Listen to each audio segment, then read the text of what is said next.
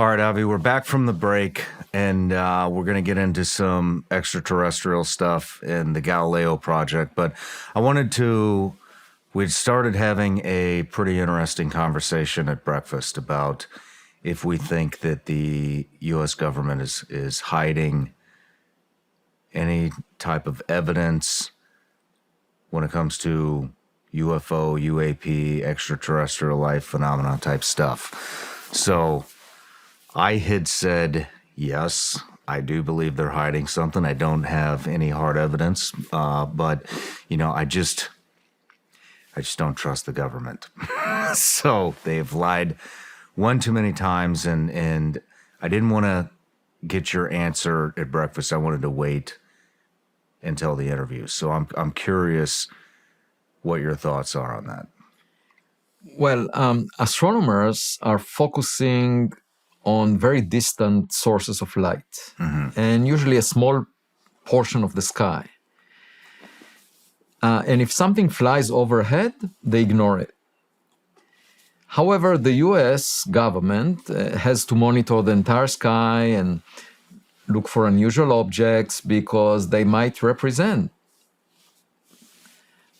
adversarial nations that are spying on the US. So while doing so, they might have noticed things that are unusual. And I don't expect the US government to figure things out if they are not made by humans, because they are not a scientific organization. They are dealing with national security. So the only question is whether they provided unusual materials, unusual evidence to corporations outside Washington, D.C., whether they classified such information in a way that even within government, most people are not aware of it.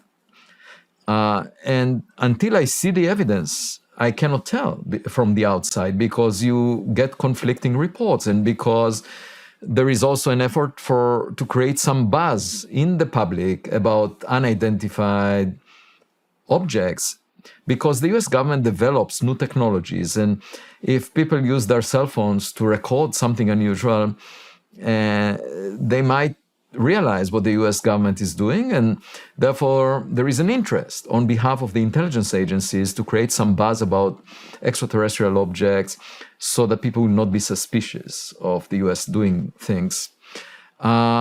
That I can understand. I can also imagine a motivation to create some confusion in other countries about what the US is capable of. And so given all the dust that is thrown up, it's really difficult to see anything specific.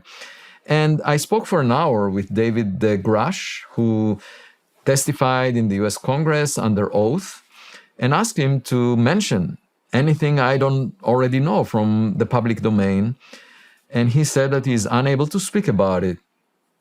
And without that evidence, I really have no way of believing a story, because there may be other reasons for the story to be told. And as a scientist, I realize that the sky is not classified, the oceans are not classified.